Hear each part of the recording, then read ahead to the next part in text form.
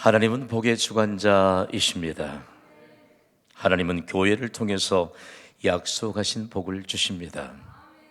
교회를 통하여 가정을 복받게 하십니다. 더 나아가 우리가 더불어 사는 세상을 복받게 하십니다.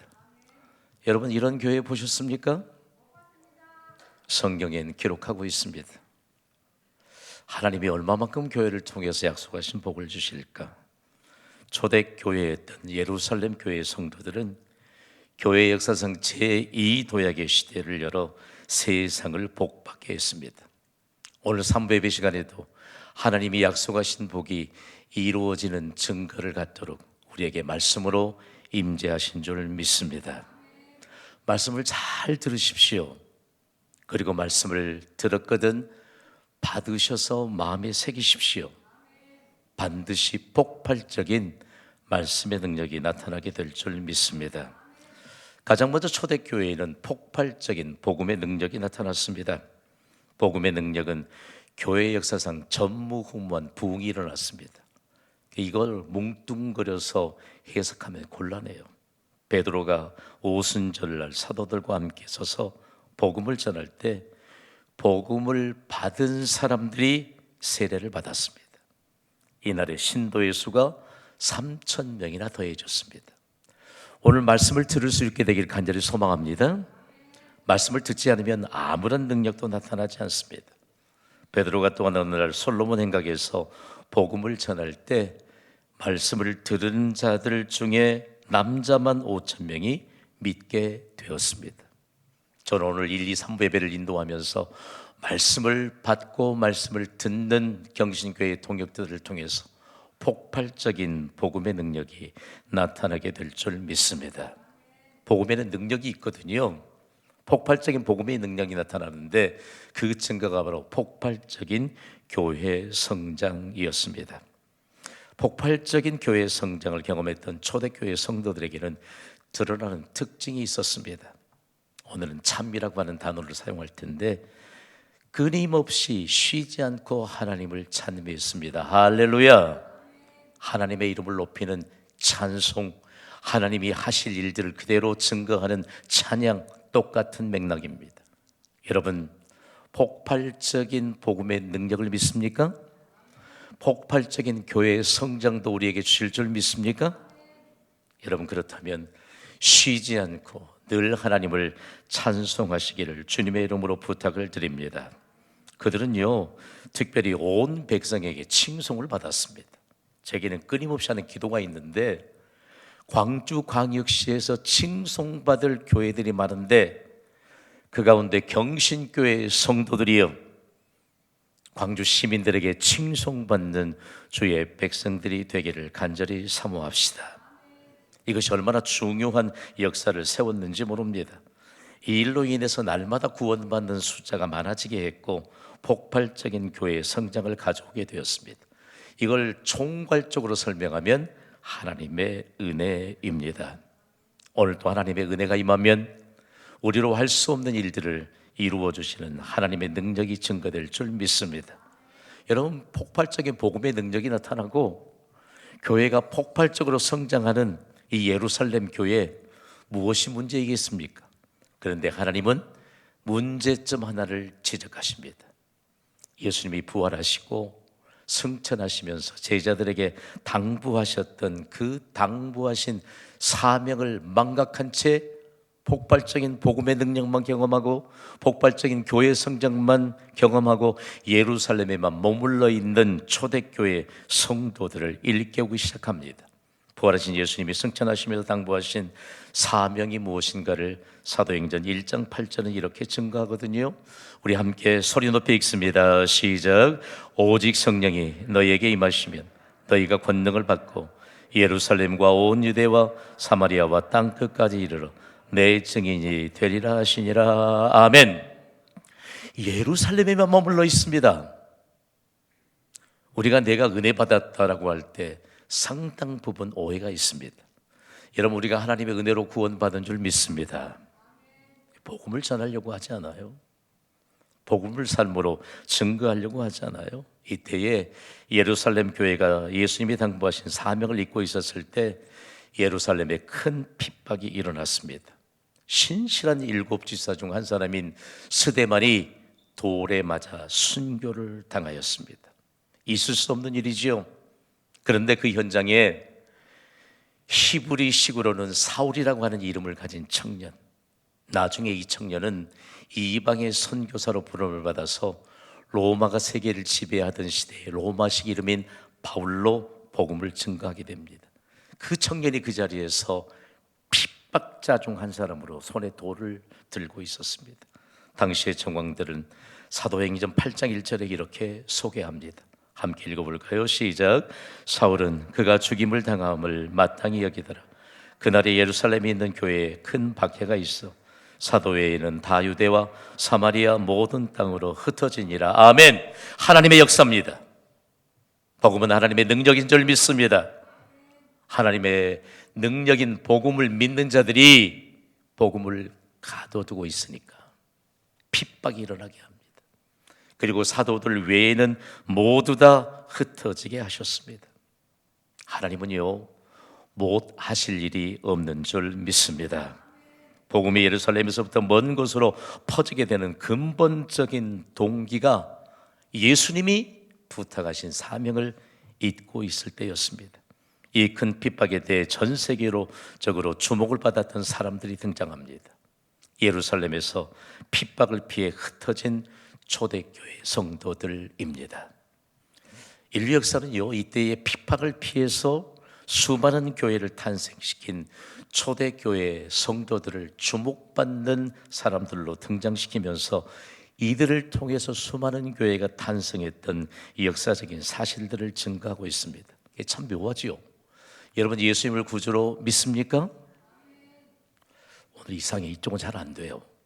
여러분, 예수님을 구주로 믿습니까? 평생토록 영원토록 주님만을 주님으로 고백하십니까? 그러면 이때 당시엔 생명 보존 못해요. 그럼에도 불구하고 그들이 흩어지면서 어떻게 수많은 교회들을 탄생시켰을까라고 하는 것인데요, 이 모습 속에 좀 여러분에게 제가 목가적으로 좀 보여준다면, 흩어지면서도 그렇게 담대하고 그렇게 아름답고 그렇게 영광의 빛이 반짝거리는 사람들이 없을 만큼만 이런 행적들을 남겼다는 말씀입니다. 핍박을 피해 흩어진 사람들의 행적을 사도행전 8장 4절은 이렇게 기록하고 있습니다. 함께 읽습니다. 시작. 그 흩어진 사람들이 두루 다니며 복음의 말씀을 전할세. 아멘. 저는 새벽부터 기도하면요, 경신교회 성도들은 어디를 가든지 반짝반짝 빛나게 하시는 주의 천사를 동원시켜서 주의 영광으로 보호해 주신다는 사실을 저는 믿고 기도합니다. 여러분도 믿습니까? 기죽을 이유가 없는 것이죠. 그들이 핍박을 피해서 겁에 질려서 도망하는 사람들이 아니었고요, 예수님의 뜻을 따라 예루살렘을 떠나 두루 다니면서 담대하게 복음을 전파했습니다. 핍박 중에도 아름다운 발걸음을 옮겼던 사람들은 제2 도약의 주역이 되었는데, 핍박을 피해 흩어진 사람들, 초대교회 성도들이 두루 다니며 복음을 전파했다. 오늘 이 시대에도 우리가 가는 곳마다 두루 다니며 복음을 전파할 때 복음의 능력이 나타나게 될 줄 믿습니다. 역사학자들은 이들을 향해 그들은 믿음의 잣대가 없지만 좋은 씨앗을 뿌린 사람들이다. 여러분, 그리스도인은요, 좋은 씨앗을 뿌리는 인생을 사는 사람들입니다. 그러니까 우리의 인생에 뒤를 돌아보면 무수한 결실이 맺혀지는 것이죠. 이들이 가진 특징들이 있는데요, 두 번째 특징은 복음을 전한 결과로 증명이 됩니다. 흩어진 사람들이 복음을 전한 결과가 얼마나 놀라운지 모릅니다. 그런데 복음이라고 하는 것이 차별이 없는 것인데, 그동안 상종도 하지 않았던 사마리아 사람들에게 복음을 전합니다. 있을 수가 없는 일입니다. 그들은 만약에 유대인들이 흩어져서 그들에게 도움을 요청한다 할지라도 도움을 결코 주지 않았던 적대적인 관계에 있었던 사람들입니다. 성경에 등장하는 유대인과 사마리아인들은 어떤 관계일까요? 정확하게 같은 동족입니다. 그런데 그들이 상종을 하지 않습니다. 유대인과 사마리아인은 솔로몬 왕이 죽고 난 뒤에 이스라엘이 두 개의 왕국으로 분열되잖아요. 그때부터 적대 관계가 됐습니다. 먼저는 열 지파를 중심으로 첫 번째 왕인 여로보암으로부터 시작됐던 북왕국 이스라엘을 생각할 때 수도가 어디였는가? 사마리아였습니다. 그런데 북왕국은 처음부터 하나님을 떠났습니다. 금송아지를 하나님 대신해서 숭배하고 우상을 숭배하다가 결국 아수르에게 멸망했습니다. 아수르에 멸망당하면서부터 이곳에 혼혈주의가 팽배해졌고 종교적인 혼합이 극에 달해서 우상 숭배의 본거지가 되고 말았습니다. 두 지파로 형성된 남왕국 유다는요, 로봉 왕으로부터 시작돼서 바벨론에게 멸망을 당한 뒤에도 혈통의 순수성을 지켰습니다. 이런 이유 때문에 유대인들은 북이스라엘 왕국의 후손인 사마리아인들을 무시하고 상종하지 않았습니다. 당시 역사를 읽어보면요, 서로 동족인데 상종하지 않았다. 얼마나 미워했는지 모릅니다. 그런데 흩어진 초대교회 성도들이 그들에게도 복음을 전했는데 일순간에 남북 간의 미움이 사라졌습니다. 할렐루야! 복음의 능력인 줄 믿습니다. 우리가 복음을 가졌잖아요. 그들이 서로에게서 미움이 사라지게 되고 하나 됐을 때 복음을 전파하는 그들을 통해서 하나님이 기뻐하시는 일들이 일어났습니다. 빌립이 사마리아에 전한 복음의 결과는 참으로 놀랍습니다. 많은 사람에게 붙었던 더러운 귀신들이 크게 소리를 지르며 나갔습니다. 할렐루야! 귀신하니까 하얀 소봉 입고 흰머리 흩날리고 이런 존재가 아니에요. 부정적인 요소는 모두 귀신이에요. 마귀의 요소예요. 저는 지금까지 20년 동안 긍정의 리더십으로 여러분과 함께 목회 현장에 있습니다. 우리에게 부정은 어울리지 않아요. 부정이 어울리지 않아요. 복음을 받지 않으니까, 복음의 능력이 내게 나타나지 않으니까 부정이 남아있는 겁니다. 우리에게 남아있는 것은 절대 긍정이요, 절대 희망뿐이어야 합니다. 복음을 전할 때요, 어떻게 그 더러운 귀신들이 소리를 크게 지르고 날았을까? 많은 중풍병자가 나왔습니다. 걷지 못하던 사람도 나왔습니다. 예수 그리스도의 이름 앞에 견고한 사단의 진이 무너지는 그 현장마다 교회가 세워졌습니다. 여러분, 우리 안에 우상 숭배적인 이와 같은 부정의 요소가 떠나가야 우리가 교회로서의 기능을 다하는 교회로 증거되는 은혜가 있을 줄 믿습니다. 복음의 능력이에요. 능력이에요. 우리가 인생을 살면서 만나는 모든 사람들에게 긍정의 요소를 전달해 주고, 교회는 여전히 세상의 희망이요, 우리 개개인이 바로 교회일진데, 이처럼 긍정의 요소로 가득 차인 그 현장마다 우상이 떠나가고 교회가 세워졌다. 오늘 보면 유대, 그리고 갈릴리, 사마리아, 교회가 없던 곳에 교회가 세워지잖아요. 우상 숭배의 요소가 떠나가는 곳마다 이처럼 교회가 세워졌는데 그 결과는 참으로 놀랍습니다. 사도행전 8장 8절은 전무후무한 이런 복음의 역사를 이렇게 기록하고 있거든요. 우리 소리 높여 읽습니다. 시작. 그 성에 큰 기쁨이 있더라. 아멘. 성경을 잘 받으셔야 돼요. 귀신들도 떠나갔습니다. 병자들도 고침을 받았습니다. 그 기쁨이 틀림이 있었습니다. 그러나 구원의 감격으로 말미암은 큰 기쁨이 사마리아 성 안에 충만했습니다. 광주광역시 하나님께서 계획하신 도시인 줄 믿습니다. 이 도시의 구원의 감격으로 기쁨이 충만하도록 경신교회를, 광주광역시를 계획하시기 전에 하나님이 계획하셨습니다. 이 믿음의 비밀을 전수받아야 돼요. 이게 교회예요, 교회. 교회가 무언가 우리에게 맡겨주신 사명을 함께 펼치는데 나는 예배다, 이 무뎌진 양심으로 사니까 교회가 증명되지 않아요. 여러분, 우리로 말미암아 광주광역시에 구원의 감격으로 큰 기쁨이 충만한 하나님의 도시를 함께 이루고 있다는 사실들을 잊지 않게 되기를 소원합니다. 그렇다면 수많은 교회를 탄생시킨 초대교회 성도들이 흩어졌잖아요. 위협을 당하고 그리고 생명도 보존하지 못하는 그 상황 속에 복음의 능력으로 그들을 감쌌는데, 그들이 복음을 전했던 곳에 어떤 교회들이 탄생했을까? 그러면서 교회가 탄생할 때 어떤 성도들의 실천적인 신앙이 있을까? 제가 존경하는 종교개혁의 완성자요, 그리고 장로교의 효시로 일컫는 존 칼빈은 초대교회 성도들의 실천하는 신앙에 대해서 이렇게 정의했습니다. 그리스도인의 첫 번째 의무는 보이지 않는 하나님 나라를 보이게 하는 것이다. 동의가 되시면 아멘 하시기 바랍니다. 하나님 나라는 여기 있다 저기 있다 할 것이 아니요 너희 안에 있느니라. 예수님이 말씀하셨어요. 하나님 나라를 보이지 않는데 그들이 실천적인 신앙으로 보여주었을 때 수많은 교회들이 세워지게 된 것입니다. 하나님 나라의 특징이 있잖아요. 배부름입니다. 만족입니다. 요즘 배부른 시대잖아요. 저녁 식사에 초대하면 덜 반가울 분들이 많습니다. 한국에는. 그렇죠? 많이 드세요 하면 별로 달가워하지 않은 분들도 수두룩합니다. 자, 배부른 시대, 만족이라고 하는 것은 하나님만이 주실 수 있는 것인데, 세상을 보고 사람을 볼 때 만족함은 없습니다.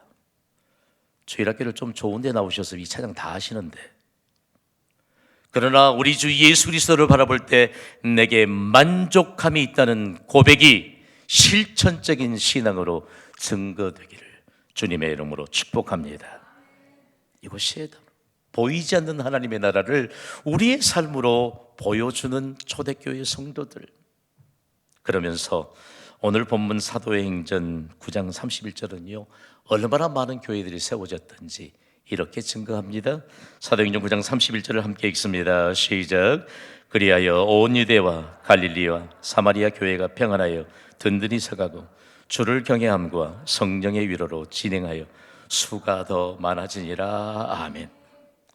있을 수 없는 일이잖아요. 그러나 복음이 전해지는 곳엔 교회가 탄생하게 될 줄 믿습니다. 갈릴리 지역, 영적 불모 지역입니다. 오 예루살렘을 바로 떠나서 온 유대 땅 영적 불모지입니다. 사마리아, 거기는 더할 나위 없는 영적 불모지에 교회가 세워졌는데, 이처럼 지역으로 확장된 교회엔 특징이 있는데, 먼저 특징은요 평안하여 든든히 서가는 교회입니다. 우리 함께 선포합시다. 평안하여 든든히 서가는 교회. 우리는 큐티하는 교회니까 빨리 적용해야 돼요. 경신교회는 평안하여 든든히 서가는 교회로 증거되고 있는 줄 믿습니다. 교회가 평안하여 든든히 서가면 성도들의 가정 역시 평안하여 든든히 서갑니다. 교회를 잘 이해하셔야 돼요. 그러면 이들에게는 과연 무엇이 필수적인 요소가 있었기 때문에 이처럼 평안하여 든든히 서가는 교회가 됐을까? 필수적으로 갖춰야 될 신앙의 세 가지 영역을 흩어진 초대교회 성도들의 삶을 통해서 분명하게 발견할 수 있었습니다. 먼저 하나는 성경적 지식입니다. 여러분, 성경은 하나님에 관한 정보를 기록하고 있습니다. 성경적인 지식을 갖는 그리스도인으로 사시기를 바랍니다. 우리에게 성경 지식이 없으면요 신비주의에 빠져요. 성경에 없는 것도 그런가 하고 귀를 기울일 수 있어요. 성경적 지식이 없으면 기준이 없는 엉뚱한 소리를 합니다. 내가 생각해 보니까 아니에요, 하나님이 말씀하시니 이것은 진리인 줄 믿습니다. 자꾸만 내가 생각할 때 아니에요. 성경적 지식이 필요해요. 우리의 삶의 기준 잣대는 성경이기 때문입니다. 다음으로는요 신앙적 경험이 필요합니다. 우리가 성경을 읽고 성령의 감동케 하심을 경험해야 합니다. 우리 성경 많이 읽도록 안내하잖아요. 성경은 하나님의 감동으로 기록이 됐습니다. 그것은 하나님의 숨결을 성경에 불어넣으셨다는 말씀입니다. 성경을 읽으면 가슴이 뜨거워져야 합니다. 왜냐하면 성경은 하나님의 말씀이요 하나님의 숨결이기 때문에 하나님의 숨결을 느끼는 순간 우리의 모든 문제에 해답을 얻기 때문입니다. 모든 일에 앞서 먼저 기도하는 기도의 경험을 쌓아야 합니다. 기도하면 하나님이 일하심으로 응답해 주시는 하나님의 은혜를 경험해야 합니다. 하나님의 이름을 높이는 찬송으로부터 오는 감격과 은혜를 경험해야 합니다. 총망라하면 여러분 적극적인 예배자가 되시기를 바랍니다. 저는 찬송할 때 좀 별로 감동이 없는가 보다 이렇게 볼 때 좀 죄송해요. 좀 마음이 어려워지려고 해요. 우리가 신앙적인 경험이 없이 하나님이 찾으시는 예배자로 증거될 수 있겠습니까? 오늘 우리에게 주신 이 신앙적인 경험은 너무 중요한 것입니다.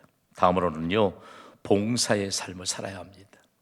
저는 핍박 속에 흩어진 초대교회 성도들이 봉사라고 하는 것은 주님의 이름으로 섬기는 것을 말하잖아요. 그 가운데 최대의 봉사는 서비스는 예배입니다. 최대의 서비스. 이 예배가 주님의 이름으로 주님께 영광을 돌리는 것인데 이곳으로부터 받은 우리에게 은혜가 임하기 때문에 주님의 이름으로 섬기는 모든 것이 봉사일진데 여러분 우리에게 섬기도록 허락하신 경신교회를 통해서 봉사의 발걸음, 손길을 옮기시기를 주님의 이름으로 간곡히 부탁을 드립니다. 봉사는요, 교회를 사랑하는 마음이 풀릴 듯 일어나게 합니다.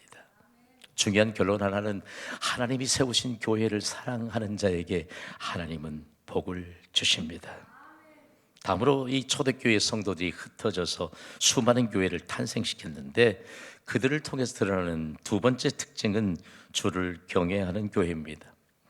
아마 모르는 해도 경외라고 하는 단어를 듣기는 들었는데 명확하게 이해하지 못하고 있는 분들이 더러 계실 겁니다.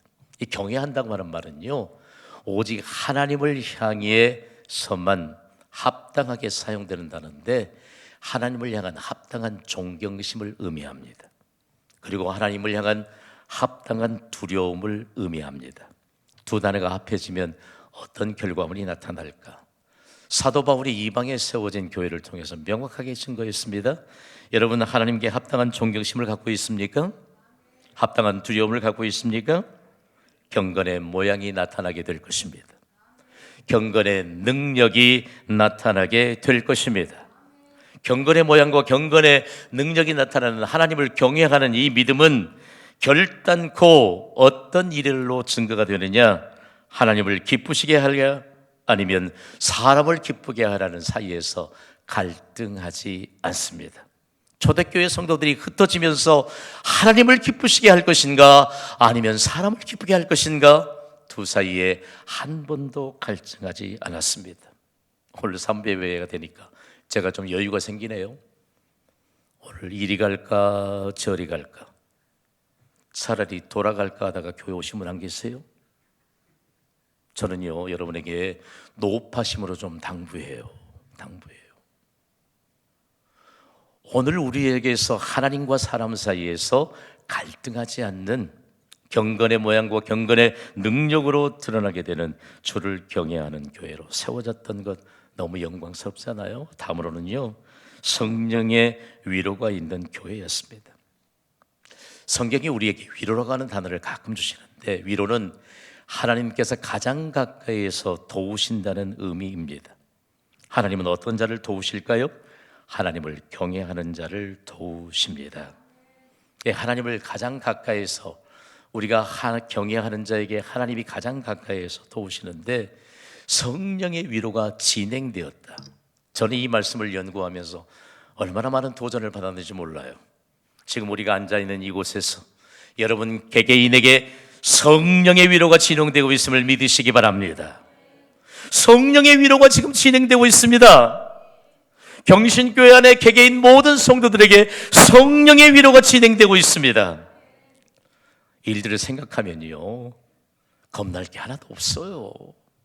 성령의 위로? 성령에게는 별칭이 하나 있는데 우리의 삶에 개입하시는 하나님이십니다. 성령은 우리 삶에 개입하셔서 모든 문제를 해결해 주시는 해결자이십니다. 그러므로 이 일에 대한 특징을 가졌는데 그 특징은 분명히 가시적으로 드러났습니다. 하나님 나라 확장으로 증명된 교회가 됐습니다.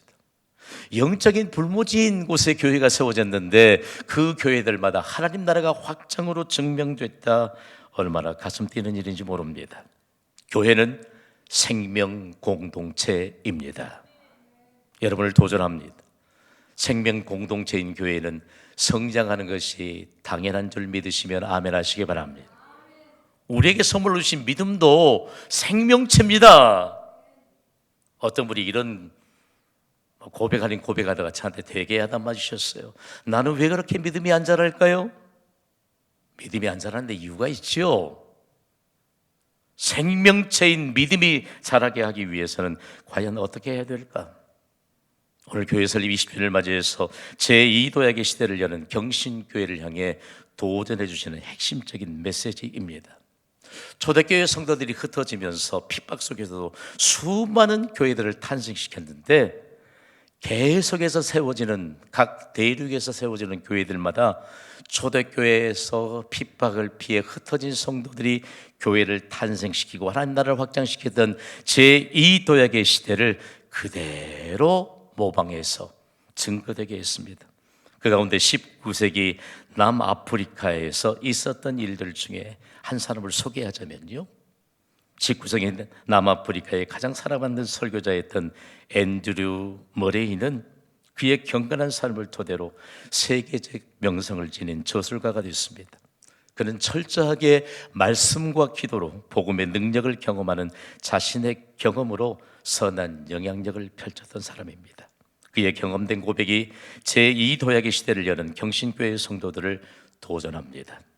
앤드류 머레이의 도전은요, 먼저 말씀도 읽지 않고 기도도 하지 않으면 영적으로 죽은 자가 되고, 말씀은 많이 읽어도 기도가 없으면 병든 지식인이 되고, 말씀을 읽지 않고 기도만 하면 감정에 젖어서 맹신도가 되고, 말씀과 기도가 모두 풍성하면 건강한 그리스도인이 된다고 도전하고 있습니다. 결론의 메시지를 좀 마음으로 정리합시다. 나는 제2도약의 시대를 여는 증거 안에서 살고 있는 것일까요? 서두에 예루살렘에 큰 핍박이 일어났을 때 사울이라고 하는 청년이 손에 돌을 들고 있었습니다. 신실한 7 지도자 중에 한 사람인 스데반을 돌로 쳐서 순교당하게 할 때 그는 그 대에서 돌의 손을 들고 스데반이 죽는 것이 마땅한 줄로 여겼던 청년이었습니다. 어떻게 그럴 수가 있을까요? 그가 부활하신 예수님을 다메섹으로 가는 길 위에서 만나서 결국은 꼬그라집니다. 그리고 예수님의 음성을 듣고 예수님을 주로 고백하고 이방의 사도로 구별되고 이방의 선교사로 영광스러운 도구로 쓰임받습니다.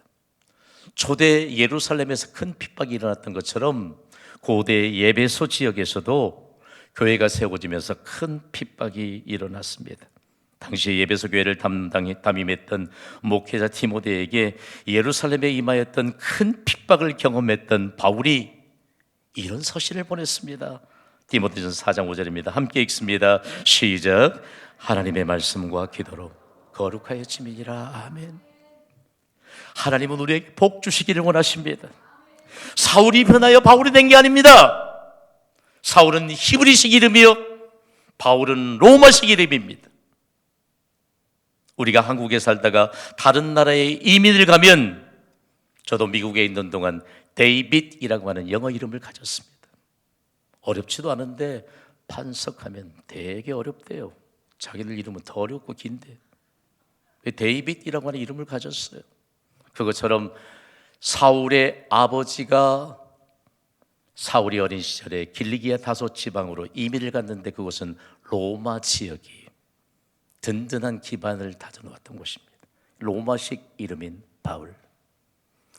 예수님이 사도 바울을 이방의 사도로 사용하시면서 로마가 세계를 지배할 때 로마식 이름인 바울이라고 하는 이름을 등장시켜서 사용합니다. 그가 핍박자였는데 이제는 말씀과 기도로 거룩하여짐이니라. 우리 제2도약의 시대를 함께 열어갑시다. 아무리 우리 개인적인 가정적인 일이 어렵고 힘들다 할지라도 말씀과 기도를 붙잡으면 신앙의 대를 이어 제2도약의 시대를 열어가며 기적의 주역으로 세움받는 은혜가 임하게 될 줄 믿습니다. 이 은혜의 길을 우리 함께 걸을 수 있게 되기를 주님의 이름으로 축원합니다.